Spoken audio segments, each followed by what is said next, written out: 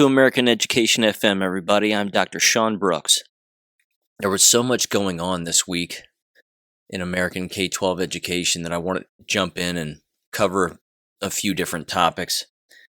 First of all, in my professional opinion, this past week in American history was the most embarrassing week, if the worst week, I suppose, or the best, depending on how you look at it. I certainly had a smile on my face most of the week, but it was the worst week for American K12 education. Again, in my professional opinion. The things that were revealed this week throughout the entire country in countless schools, including school districts very close to me within my county, even made the national news. These stories had to have made their way into every American home, for the most part, at least for those that even glance at the news. I mean, you don't even have to dive deep or be analytical about any of it. If you just glanced at it, you came across something this past week where you just said, I can't believe that that's happening. It really... it's caving in on itself, and it can't possibly become more obvious. It's ridiculously obvious that American K12 education is a complete and utter embarrassment. It's a total nightmare. The crime, the degeneracy, the violence, the unprofessionalism, all of it. All of it just smashed into one. It didn't even matter where the school was, because you can just assume, and assume accurately, that these behaviors exist within every American K12 school district. Without a doubt. They just do. Again, it's all Marxism. It's all Bolshevism. That's what all of this is. The very people in these environments and their very behaviors and their false ideologies and whatever it is that they're carrying with them into these environments is creating all of those problems. And it's creating all of this illegality. The cover-ups alone that took place this week are... it's astounding. It's absolutely astounding. So before I get into specific stories here, I wanted to briefly mention this. Of course, the FDA approved the jabs for 5 to 11-year-olds. They're not fully approved in the sense that we think that they are. And again, I've been over this before, but even if they were, it wouldn't matter, because it's the exact same juice. So the only thing that's happened is the FDA has recommended emergency use authorization. Unfortunately, that still means that this next week, parents are going to be leading their own children to the slaughter, and they're still going to be giving them these jabs. I got to tell you, there's a kid's face that's in my mind right now, and it's this little girl who I passed again on. I mentioned her before. I've mentioned her a couple of times now, but driving past a bus stop, and she stands there, and she's wearing a mask, and her dad is standing next to her, not wearing a mask, while drinking a cup of coffee with a smile on his face from ear to ear. It's really sad, but she's a perfect example of someone who does not stand a chance. So perhaps the only thing that we can do in situations like this is just pray for their safety. Pray that, that their parents don't harm them. I really don't know what else to say. I did come across an interesting thing, though. It was an interesting little scenario, so to speak, a social scenario that seems to actually work. And people on these anonymous online boards were commenting on it and posting about it. And it has to do with entering a pharmacy and telling the pharmacist what they're actually doing to people when they give them these jabs. One particular post, it read something like this. I'm paraphrasing, but it was true, I assume. The individual was friends with this guy. The guy had both shots and then showed up to his pharmacist to receive a booster jab and then died the very next day as a result, of course, of the booster jab. When the individual who he's friends with found out, that person went right to the pharmacist, walked right into the store, and found the pharmacist in the back and just started yelling at them at the top of their lungs what they had done, what they were doing, told the person their name, said they were in here yesterday, they got their booster jab, and now they're dead. What are you doing? What is wrong with you? That kind of thing. They said that the look on the pharmacist's face was complete and utter terror. Like the pharmacist, again, had no idea that any of this was dangerous, but had just now come to the realization that that was in fact the case. And that some of that responsibility and self-awareness was starting to set in, that they were actually injecting death into people.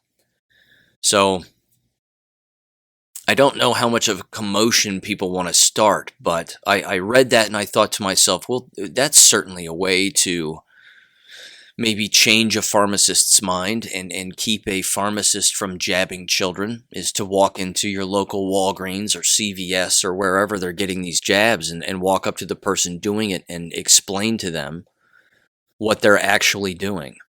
Again, I'm certain that that's happened before, and they probably just call the police and usher you away, but I just thought that was an interesting scenario. So, okay, that's enough of the jab news for now, but keep an eye on it, because again, it's not getting better. Here's a particular story that was brought up on the Quite Frankly podcast this past week, and it's a very interesting story. And in fact, I was going to call into his show and comment on it, but I thought, nah, I'm just going to save my analysis for my podcast, and I want to provide my insight into this here, because it really is something that is provable. What I'm going to say, it's something that's been researched at length. Countless authors have written about this, in particular Thomas Sowell, and I want to preface it by, of course, bringing up the background of this particular story. There's a Louisiana high school that used to have a lot of violence, apparently, and quote-unquote gang-related violence, interpersonal violence, a large black population within this school. And there's a group of dads, quote-unquote, who they wear T-shirts that have a slogan on them, and they show up to this school, and they monitor the hallways, and they joke around with students, and they encourage them, again, to go to class and do their work and befriend these students, because, again, as even they say, many of them are coming from fatherless homes. And that, of course, is one of the major triggers for an individual becoming violent, in particular breaking the law and then entering a penitentiary at some point in their life, or having a rap sheet at some point throughout the course of their life, or a life of crime. There's a deeper problem, though. While, I mean, again, I'm not criticizing the program per se. I think that schools need to find something that works for them. However, here's my take on this, and again, this is my experience talking, along with things that I've read and researched and what have you. But the fact is this, is that if a school is violent, and they all are to some extent, in particular public schools, they set the table for violence to occur. And yes, of course, what's going on in the home is not the responsibility of the school per se, but I've mentioned in the past what happens when schools don't set the example. If they don't expel students and they allow students to come back after fighting, what kind of behaviors are they going to expect that are going to occur in the future? You're going to get the exact same thing. So having dads, quote unquote, show up and do what they're doing in this school, which apparently has, I doubt it's eliminated violence, but it's certainly reduced it, if I had to take a guess. Because sometimes, again, those feel-good puff stories, you're not getting the full picture. And the full story isn't being told. So, again, if somebody says not a single fight is broken out, I doubt that. I highly doubt that. But I'm not discounting, again, the importance of what what they're doing, and certainly their hearts are in the right place. So I'm not criticizing them for doing it. I'm going to attack this, however, from a school management problem. To invite individuals from the outside into a school building is an immediate admission that the school is being run poorly. That's the umbrella statement right there. It gives away that whoever is in charge is doing a bad job. That's number one. Number two, what sex of individual, and yes, I said sex, not gender, what sex of individual tends to dominate the profession of American K12 education, and I might add, now even in higher education? It's females. So, I'm not saying that women are the problem, but what I am saying is that there is a hiring practice and a behavioral practice that takes place, or I should say paradigm, it's just a pattern that takes place that is remarkably problematic in American K12 schools. And it has to do with the following. It has to do with hiring females, not hiring strong, knowledgeable, masculine men, and then hiring, which is going to lead into later stories that I'm going to bring up here regarding sort of the degeneracy and the laziness that takes place in unprofessionalism, but hiring beta males, just weak males, to be school teachers, almost regardless of the environment, whether the environment is well-to-do or the environment is a quote-unquote rough and tough area. It does not matter. With all of that said, let's examine the administrative position for a minute. There are more and more female principals and female assistant principals now than ever before. Again, females dominate the profession. And again, I'm not attacking women. What I'm saying is that when you have it, when an environment like that around children is as lopsided as it is, you're going to have serious behavioral issues among some students, in particular, I might add, the ones who come from a home environment where one sex or one parent is absent.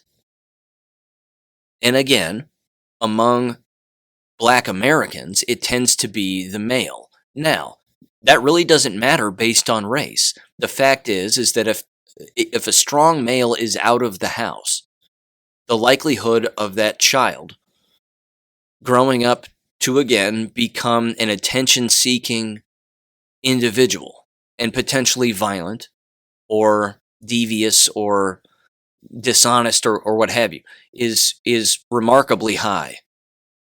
So if that is the case in the home environment, and then that individual in that home environment makes their way into a school environment where the exact same demographic exists, you can't expect any change. You can't expect any difference in anything, in behavior, in attitude, any of it. And I'm not alone in this regard, but I remember when I was younger consistently saying to myself, when am I going to have a male teacher, a male school teacher? Again, I didn't come from, and my parents are married to this day.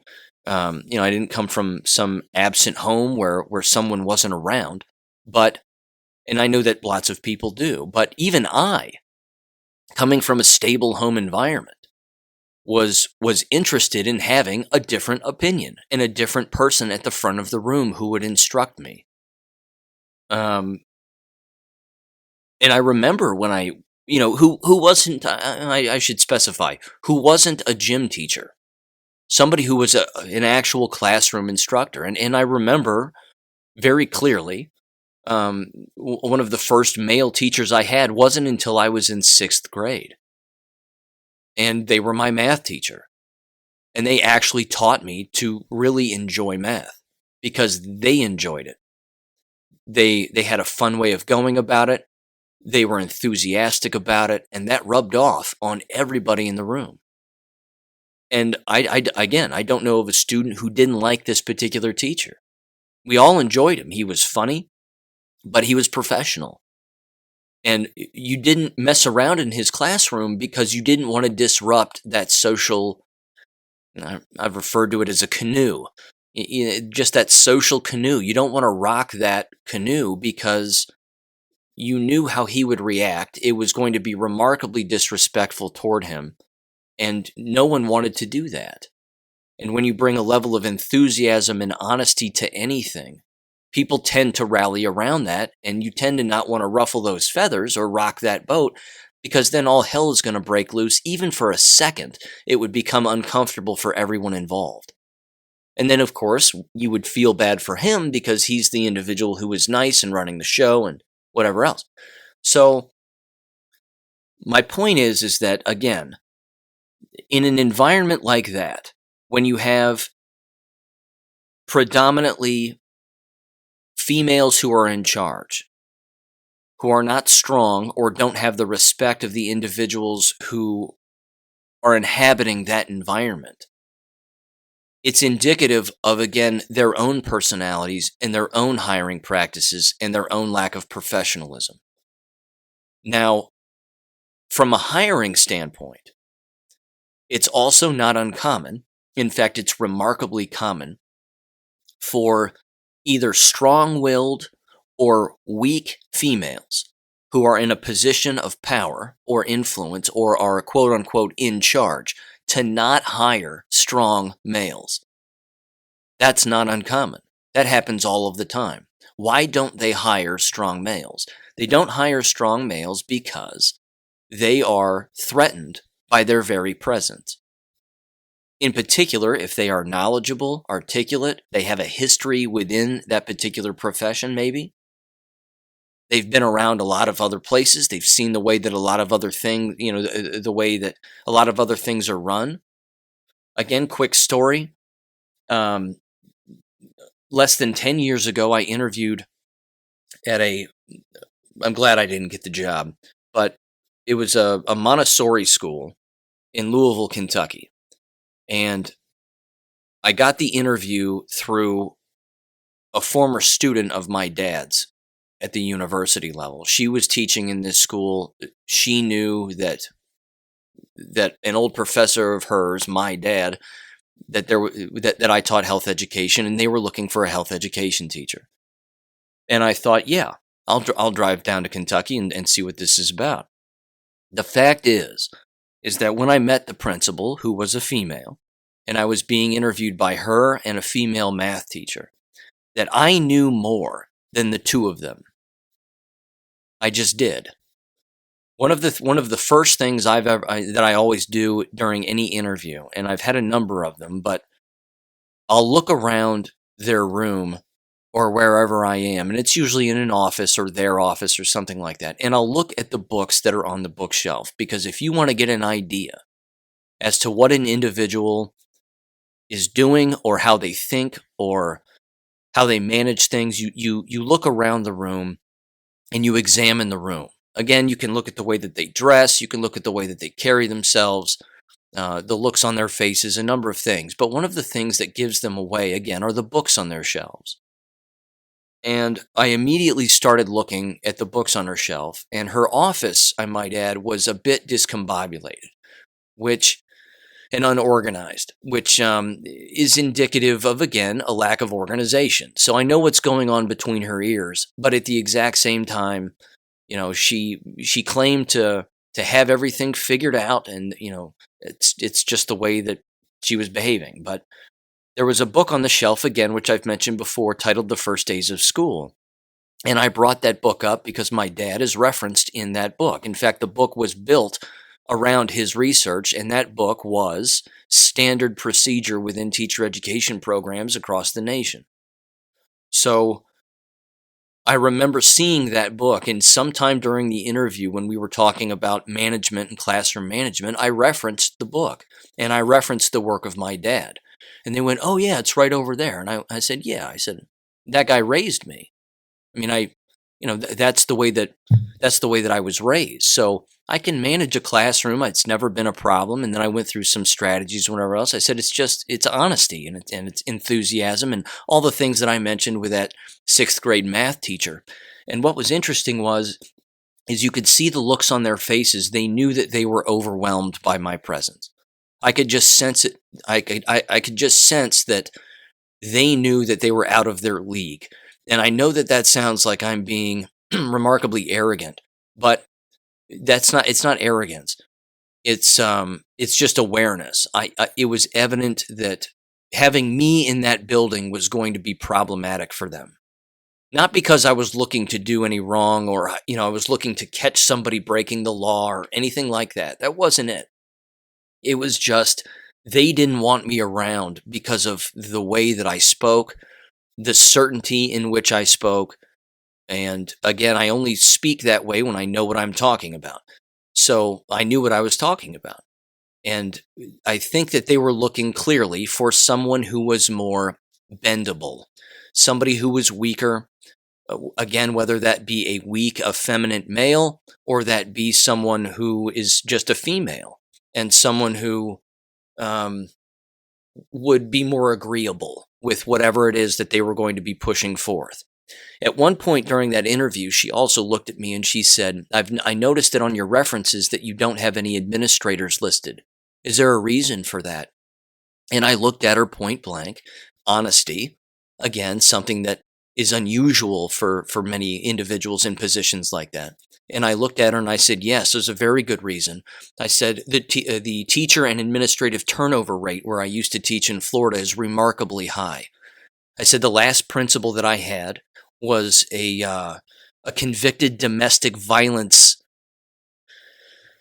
person, somebody who abused their ex-wife, had a rap sheet and was an alcoholic. I said, that's not someone that I want to reference from. That's not a professional reference in my opinion. And I said, and the other administrators that I worked with or around are gone. They all changed positions. They left the building. I said, these are not references that I'm interested in. I was interested in having references of people who could speak to me, who knew me and who were there and stayed there long enough to know how effective I was. And again, I said it basically like that. And it shocked her. Again, the look on her face was a look of that seems hostile, or that seems odd, or that seems weird, or whatever. It was as if she was unaware that crime occurs in American K12 schools, and that some of us witness that crime, and some of us do our best to hold those people accountable. But that we also have to leave those environments because we have a reputation that we have to uphold and a career that we have to think about, and remaining in an unhealthy environment is unhealthy for a variety of reasons. So, again, the bigger point is this: bringing in outside individuals to help who aren't teachers per se, and whatever, to counsel or manage a school building is just indicative of how unprofessional the actual environment is by the adults who are there. It's indicative of how unprofessional the teachers are, the counselors, the administration from top to bottom, including the school board. Rope them into the exact same thing. They're a problem too. And again, yes, it's unfortunate that individuals grow up in quote unquote broken homes or fatherless homes or parentless homes or whatever it is. That happens all of the time, and it's awful. But the school has a responsibility to hire the right people. And isn't it ironic that you hear the word diversity, diversity, diversity over and over again. And yet, they are the least diverse hiring practices that exist. Again, dominated by beta males, weak males, and females. And now, as we're seeing, it's being dominated also by Marxists. So having a Marxist ideology is a hiring practice that people are looking for. You add that on top of other bad hiring practices, like only hiring a particular race or a particular sex of a person or whatever it is. That's not going to make the environment better or safer or more fluent in what's supposed to be taught and what's supposed to be learned. It's cumulative risk. It's going to make things worse, which is exactly what we are seeing. We are seeing American K12 schools now mimic and mirror Sodom and Gomorrah, and it's burning to the ground. So sending children into these environments has become the least safe thing that a person can do, because it's the mind that's being broken, not just physical violence. That's always been an issue in American K12 schools, but the mind is being snapped now, and it's being bent in a particular way that surrounds itself with a level of unprofessionalism that that baffles the mind. So here's the first story that I'm going to bring up, because I wanted to use that again as a springboard. And I know I was rambling a little bit, so I apologize. But Loudoun County, Virginia, of course, is consistently brought up as being a cesspool, because it is. And yes, they were covering up the rape of a female student on at least more than one occasion. So with that said, Loudoun County, Virginia, and their school board is hands down a criminal organization. They just are. And they're doing all of the things that a criminal organization does. They're separating themselves from the civil. They're dividing themselves as far away as humanly possible from civil behavior. For example, they're now forcing parents to sign forms promising to not show anyone else their CRT-based curriculum. And again, this comes from the Gateway Pundit. It's just another example. They're openly admitting that what they're doing, people disagree with. Now, beyond that, they don't care about analyzing it any more specific than that. Well, they disagree with what we're doing and whatever. They're wrong and they have their reasons and blah, blah, blah. But it goes even deeper than that. Again, getting back to the rape case for a minute, the entire school board, superintendent, you name it, they should be arrested. The paper trail that exists and must exist on those servers, if those servers haven't been wiped clean, which I'm sure they have, but it doesn't matter because there's police reports now, and there's eyewitness accounts, and you name it, of who knew what when. You can't get rid of that unless they start offing people, and they just start killing the people who actually knew and know what goes on there. But there need to be arrests that are made, because again, people are in jail for doing less within American K12 schools. But it's also a lawless nation, and it's a lawless county, and it's a lawless state of Virginia. And again, those patterns show themselves, which of course causes more and more parents to show up to school board meetings and start yelling about what's going on, and rightfully so. They have the right to do that. But again, I find it very hard to believe that there's not a lawyer out there who's seeking to sue these individuals in their capacity, because you're talking about federal crimes being broken, specifically criminal conspiracy. That's a federal crime. At the very least, they could be brought up on conspiracy charges and fined in the millions of dollars in their personal capacity, and then, be ushered right into a prison. So that's just, again, that's one example. But it gets worse here, because there are just more horrible stories here. This next one I actually found on an anonymous chat board very early in the morning, and by late afternoon, it finally made its way to the Gateway Pundit. And it's titled the following. I'm going to read through this. Florida school board member chaperones little children on gay bar field trip. They took children to a gay bar in Florida. I believe Broward County, if I'm not mistaken. So it reads like this, quote, and there's a picture of them sitting in a gay bar, listening to gay individuals talk about their business. I can think of 1,000 other businesses to take children. As even somebody on Gab said, imagine what would happen if you took them to a church, as a field trip. So it says this, quote, a school board member in Florida is under fire for chaperoning children on a gay bar field trip. The teachers felt this was a necessary experience for the kids who look around 9 to 10 years old.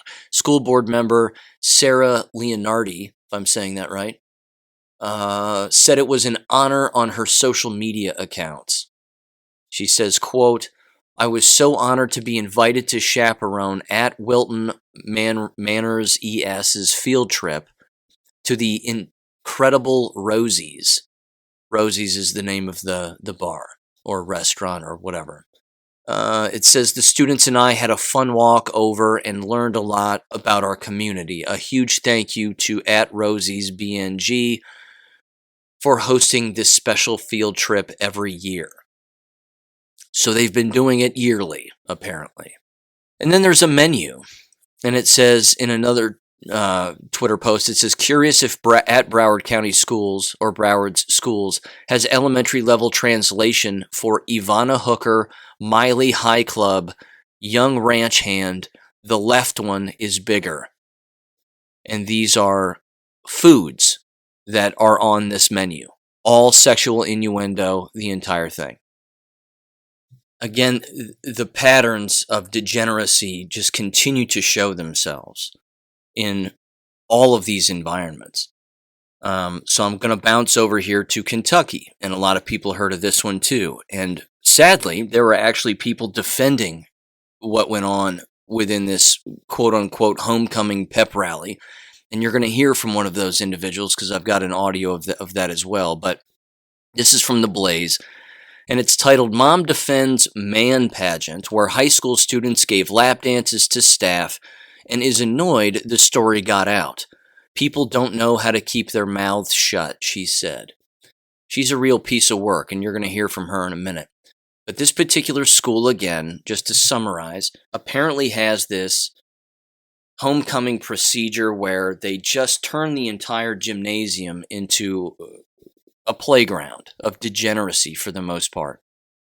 Now, I've spoken about pep rallies in the past and how useless they are and how they have no business even existing within school environments. Not at all. The tradition, quote unquote, the pageantry, the rites of passage, whatever bullshit phrase a person wants to use when it comes to associating these activities and behaviors with a school environment, shows just how much little thinking is actually taking place. Because think of what they would be doing if they actually spent that focus and that energy and that time on reading, writing, and arithmetic and what would actually occur. And I've brought this story up in the past, but I'm going to mention it just quickly before I get into the story. In the high school where I taught for a year and a half, which was a complete and utter nightmare, and you talk about inbred behavior, and individuals hiring their own and hiring their former graduates and married couples working right next to each other and you name it. I mean, it was nepotism to the nth degree. They used to have pep rallies that students just hated. They hated them. And I've hated them since I was a student. So I never attended any of them. But I would have students come back to me and tell me what went on during these pep rallies. In one particular pep rally, they decided to play the dating game, just like the old game show from back in the day. And they would have married couples who were working in the building sit next to each other, and then people would ask them questions, and they set it up like a game show. They then did the exact same thing with students who were dating one another. So they were pushing this, everybody has to have a boyfriend, everybody has to have a girlfriend. This will bring you popular attention if you're dating somebody within an environment, because look, they're just like adults. They're minors dating one another, just like this married couple that works here. They're all the same. See how that works? And if you're not dating somebody, then there's something wrong with you. That's the implied, that was always just this overarching implication that was going on among the student population. And it's awful because it sets people up, as you might imagine, to get hurt and to be hurt very badly. Again, that was just one small example. There are others, but in this particular Kentucky school, however, they referred to it again as a man pageant. Now, again, I don't know who the principal is, who, by the way, doubles as the town's mayor. So why that's allowed is beyond me. Certainly seems like a conflict of interest. And frankly, again, just bringing up degenerate behavior here.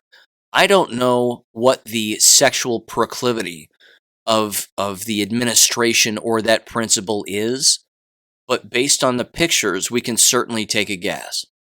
Because he seems to be enjoying the fact that male students are dressing up like females and dancing on him and touching him.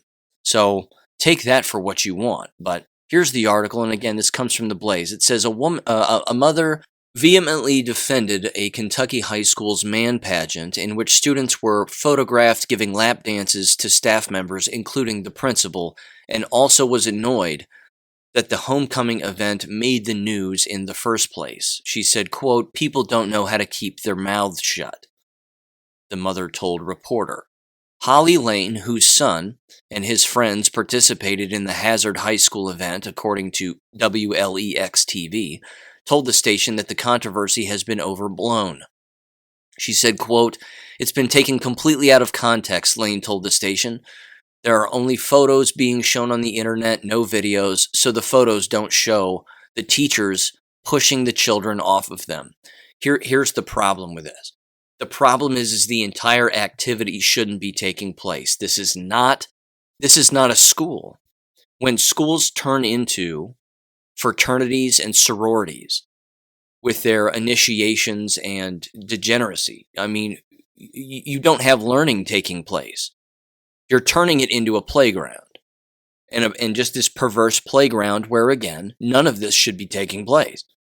I'm going to play the audio from this, but let me describe these photographs. Again, you have minor boys dressing up like females as at least three individuals, including the principal/mayor, is sitting in the middle, and they're giving them lap dances, and they're tickling them, and they're touching them, and they're doing whatever they're doing.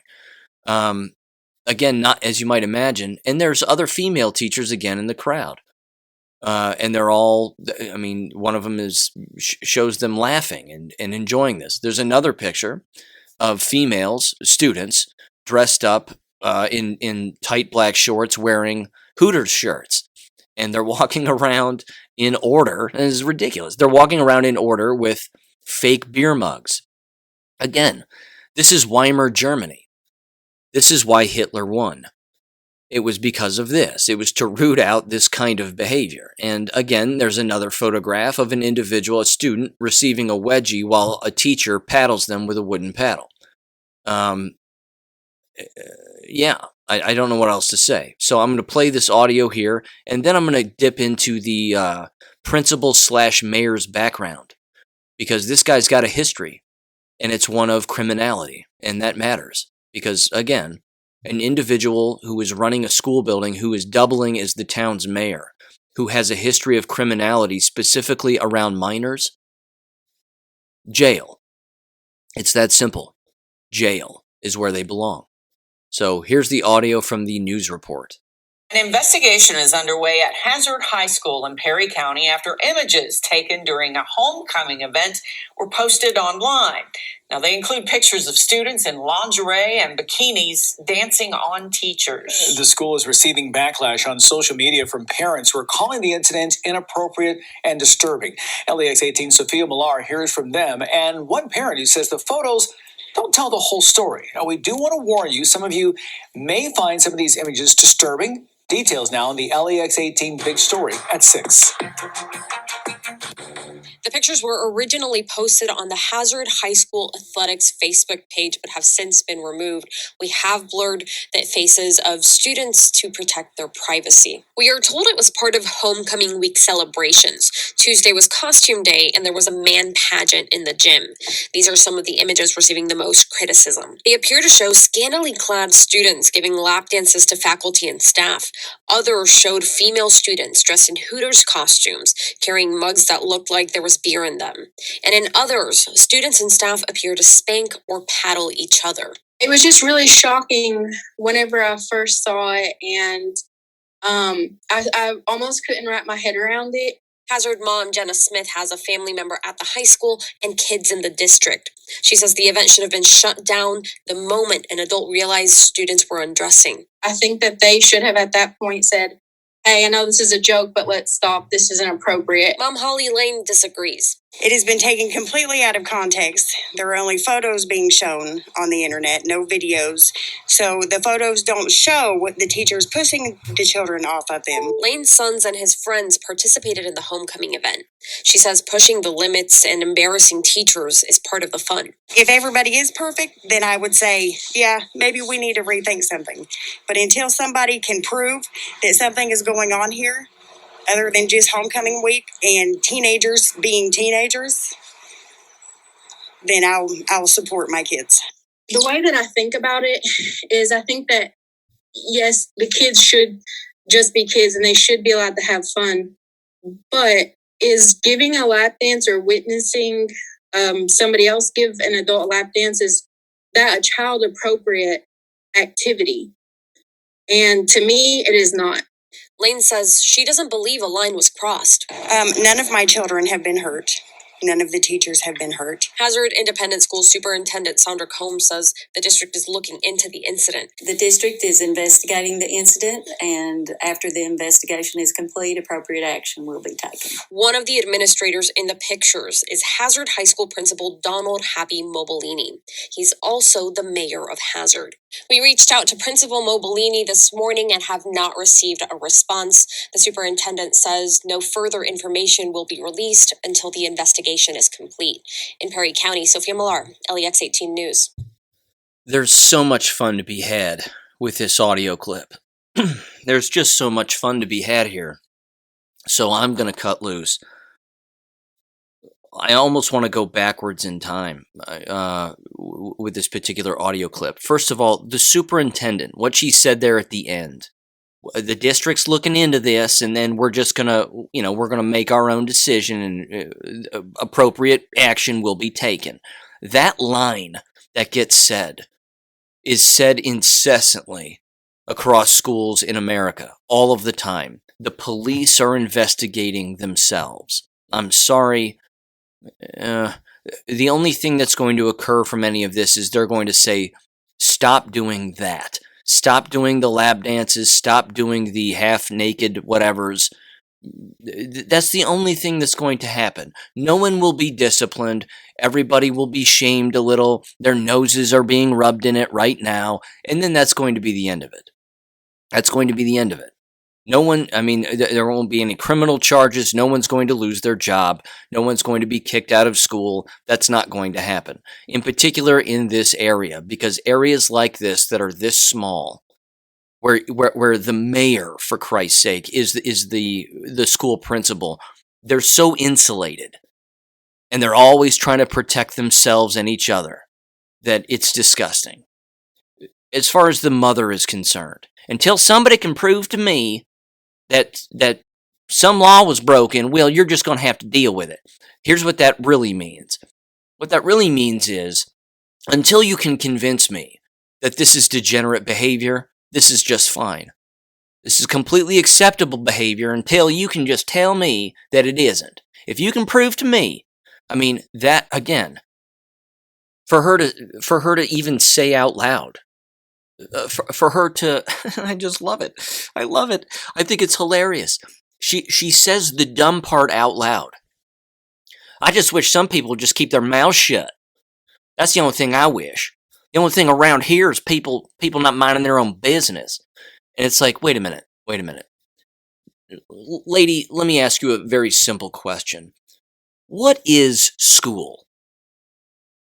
What do you think is supposed to go on, really, in a school building? Because if she were to answer that question, she's providing her answer already in her response to what actually occurred. See, some people believe that, again, that behavior and those behaviors are 100% fine. And then those people, students, grow up to be adults. And then they enter what? The workforce, and they believe what? That behavior is also fine. I mean, it's the lack of civility that's taking place is going to pigeonhole those students into a particular mind frame that's going to be a minimal requirement for a very low-paying job where they're not going to have any movement or growth or anything. I mean, it just, again, that kind of behavior just breeds a lack of growth for all of them, for everybody in that entire environment. And again, here's the hidden part. And God bless the parent who is speaking out against it and knows that this is immoral behavior and unprofessional behavior. But you know that there's at least one school teacher in that building who knows that what goes on during that time is total garbage. I mean, they know it. And they're probably in the process of looking for a different job right now because they don't want to teach there anymore, because they don't like what's going on and they know that it's awful. See, every single person who works in that building should be embarrassed right now. It made national news. It made local news. It's made this podcast. I'm cutting them a new one right now. They're being completely torn apart right now, and rightfully so. So again, for the mother to justify the behavior by going, by openly saying, well, you haven't seen the video. It's just pictures. It's just pictures. What's the problem? Well, the problem is we don't need video. The pictures are degenerate enough. That's why a picture is worth 1,000 words. We don't need the video. We don't need the audio. We don't need the laughs. We don't need to hear the tickles from, the laughing from the tickling. We don't need to hear it. We get it. It's bad enough. So, on to the principal/mayor's history, because this is interesting. It says the following. Unrelated lawsuit against principal. The Lexington Herald-Leader reported that Mobilini was accused in a 2019 lawsuit of not properly chaperoning a school trip to New York City and Washington, D.C., during which one student allegedly raped another student. And then it says 2 Hazard High teachers are also named in the suit, and a jury trial is scheduled for next August, the paper said, citing court records. Mobilini and the other chaperones have asked that the lawsuit be dismissed, the Herald-Leader reported. It also says this, more from the paper. In 2008, Mobilini was investigated twice for alcohol incidents involving students. The Herald-Leader reported that in one situation, photos surfaced online of him driving students around as they smoked and drank alcohol. Mobilini came under similar criticism in 2008 after police caught students drinking on the school's football field moments after he left them. Mobilini did not get into trouble in either case because he was unaware of the drinking, a Herald-Leader article at the time said. Ladies and gentlemen, that's what's called a pattern. It's that simple. I've worked with such degenerate people before. Patterns emerge, in particular when consequences are not followed through on. When there aren't proper consequences for immoral, unprofessional, contract-breaking, or illegal behavior, they will resurface and show themselves again. The pictures alone are indicative of illegal behavior and a pattern of clearly him wanting to do something with students in some manner. This is, again, it goes way beyond unprofessionalism here. We're talking about contract breaking, certificate stripping behavior, which is exactly what should happen. He shouldn't even have an administrative, let alone teaching certificate in the state of Kentucky. It should be ripped from him instantly. And given the fact that he's already under potential indictment, or that a trial is going to be taking place in a year from now, why is he even allowed to be around minors? Why is he allowed to even be and hold on to a principal position?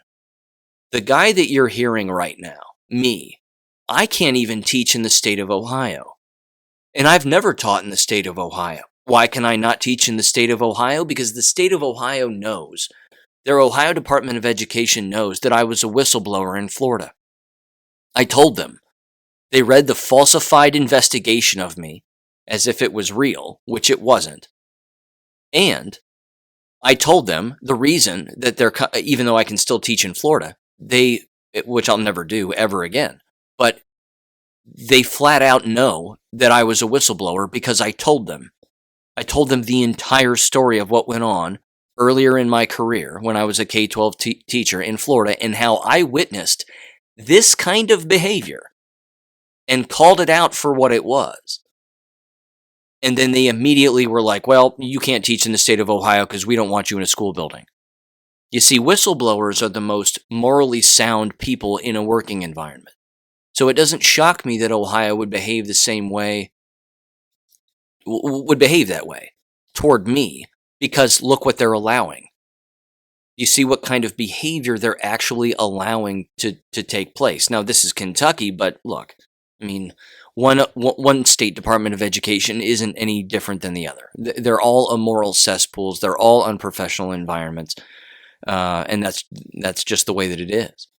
So there's really not, I don't know, there's really not much else to say about it. It's just more, it's more patterns of troubling behavior that continue to exist in these environments, and the patterns are showing themselves now and are way more blatant than ever before. And again, thank God for the students and the morally sound teachers and the parents that are actually bringing this to light, and not letting these people get away with this, because again, they have to be, a light has to shine on these horrific environments. They just do, because when you shine a light on them, the cockroaches start running. They all start scrambling and covering up for each other. The superintendent herself is an embarrassment. Again, she has to say that because there's a quote-unquote self-investigation taking place. But she's an embarrassment herself. Because again, she's the one that made the hire. The board approved it, she made it. She made that hire. She hired the mayor to be the school principal. Can you not find somebody else? Can you not find anybody else? I mean, my God. I'm shocked that a hire like that could actually take place. But then again, I worked for a school principal who had a rap sheet of domestic violence and was a full-blown alcoholic. So theoretically, such hires don't shock me in the slightest. Speaking of bad hires and more degeneracy and more, let's see, Marxism and racism, if that's even a thing, which it's not, but Marxism certainly is. I'm going to play this audio, and I'm going to end this episode with this horrific audio. This is 5 minutes long. I've listened to this now 3 times. I hope you're sitting down. This is going to be tough to digest. And so here we go.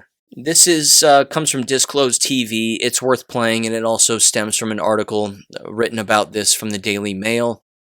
It's titled, U.S. Professor Brittany Cooper, 41 years old, at Rutgers University says, quote, "We gotta take these motherfuckers out," unquote, while referring to white people during a discussion on critical race theory.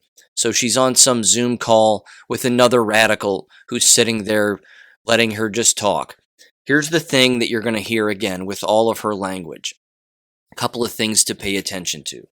Not only is it beyond obvious that she's a full-blown bigot and hates white people, but I've spoken on this before. When an individual ends their sentences with the word right, with a question mark and an upward inflection in their voice, right, right, right, they're looking for affirmation because it's the brain's way of trying to believe what was just said out of their own mouth. They're trying to factualize what they just said, knowing full well that deep down in their own cesspool of a brain that they somehow believe that what they actually said might not be true, but they're saying it anyway because they actually believe it to be true, and then they're looking for both inward and outward affirmation. So they'll end it they'll end a statement which should be a statement of fact, which isn't, but they'll end it with an upward inflection with a word, a singular word like right or okay, again in the form of a question. So you're going to hear her do that. She does it consistently, or at least a few times that I picked up. But the fact that an individual like this can be hired should show people what higher education really is, and frankly has always been. But it's coming now to the surface because the Marxist and the Bolshevik cannot help themselves. They just can't. So this entire person's career and life cannot be helped. I mean, they can't be saved. This individual will live their entire life believing things that are not real, and then, of course, behaving as such. So I mustered through the audio multiple times. I hope you have a bottle of water next to you and maybe a punching bag, because this is going to make you mad. So here we go. I think that white people are committed to being villains in the aggregate, right? The real sort of issue here, and I've heard people sort of say it, is one, I think that white people viscerally fear. It's not that white people don't know, right, what they have done. They know. They fear that there is no other way to be human but the way in which they are human, which is to, so, like you talk to white people, and whenever you really want to have a reckoning about it, they say stuff like, it's just human nature. If y'all had all of this power, you would have done the same thing, right? And it's like, no, that's what white humans did. White human beings thought there's a world here and we own it. Prior to them, Black and brown people have been sailing across oceans, interacting with each other for centuries without total subjugation, domination, and colonialism. We have seen what a show this iteration of treatment of other human beings means, and that my hope is that we would do it differently, in the moments when we have some power. We will not do it perfectly, but I do think that all of us can sort of agree that a politics that says like there are superior and inferior human beings just isn't the way to go. And that's the thing that white people don't trust us to do, because they are so corrupt. Their thinking is so morally and spiritually bankrupt about power that they can't they fear viscerally, existentially letting go of power, because they cannot imagine that there's another way to be. It is either that you dominate or you are dominated. And isn't it sad that is spiritually who they are, and that they can't imagine a sort of more expansive notion of the world? The thing I want to say to you is we got to take these motherfuckers out. But we can't say that, right? We can't say, I don't believe in a project of violence. I truly don't, because I think in the end that our souls suffer from that. And I do think that some of this is a spiritual condition. So here is where I land most days about white people. And I actually have been helped in this by thinking about indigenous people, right? See, part of the challenge around whiteness is that it totally skews our view of everything, right? I gave this TED talk about this some years back, and one of the reasons I was trying to think about it is the world didn't start when white people arrived in America and tried to tell all the rest of us how things were going to go. There were people out here making worlds, Africans and indigenous people being brilliant, and, libraries and inventions and, vibrant notions of humanity and cross-cultural exchange long before white people showed up being raggedy and violent and terrible and trying to take everything from everybody. And that's really important, because if we believe believe that history starts for us when white people drag us to these shores, then we can never get outside of the notion that this is going to be our existential struggle. All things that begin end. White folks are not infinite and eternal, right? They ain't gonna go on for infinity and infinity. And that's super important to remember, that white colonialism and imperialism has a beginning. And in my way of thinking about the world, that means it has an end. And so part of what we are trying to do is to imagine what are the steps that we must take to get to the other side of this very inconvenient, epochal interruption of like Black and Indigenous world making.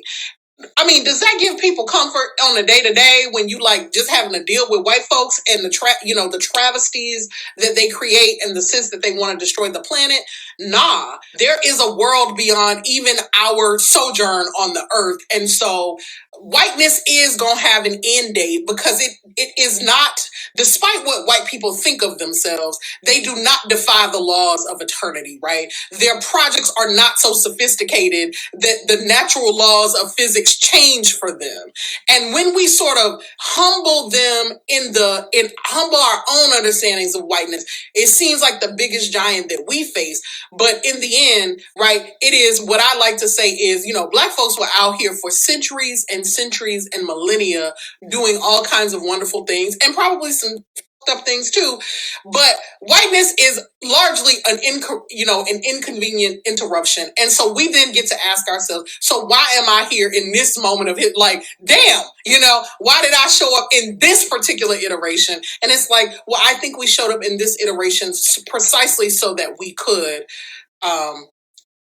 help to figure out an end and a way to the other side of this, gargantuan historical tragedy that is white supremacy. That just can't be helped. She can't be helped. There's not a single thing that anybody can do to help that mind frame, and it ties perfectly back into the very first story that I brought up. This is clearly an individual that comes from, most likely, a broken home.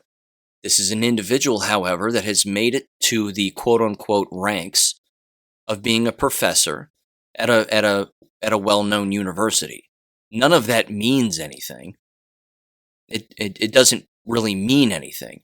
It does mean, however, that she's very impressionable in the sense that she's willing to believe just about anything that falls in line with a particular ideology. And that ideology has taken her to a status that lots of other people have. Lots of people are professors across the nation. So what? So what? The problem is that she believes things that are not real. And she will live her entire life believing things that are not real. And that, of course, drives behavior. And you can hear it. I couldn't possibly imagine being in a classroom with her. Now, if she heard me saying that, she would say, well, white boy, I don't want you in my classroom. And I'd say, all right, that's fine. But a morally sound individual would not be in her classroom because they wouldn't be able to stand it. They wouldn't be able to tolerate it. Again, these are not environments for the morally sound people. They just aren't. So again, it's repetitive, and I'm going to end with this. My continued recommendation is to find the most morally sound places and environments to learn. And those environments don't have to be surrounded with people. An individual can obtain and earn degrees, if that's what they're interested in, and they can do so on their own. They can do so without having to rely on endless students around them or endless peers around them or communicating with teachers or professors or what have you. If the human mind can read, the human mind can learn. That's it. It is that simple. It's always been that way. It can continue to be that way. And I sure hope that what lies ahead has more of that in the landscape of a bigger and brighter picture. So, with all that said, have a great weekend, everybody, and I'll catch you on Monday. Thank you for listening to American Education FM. Make sure and check out AmericanEducationFM.com for more information. Take care and God bless.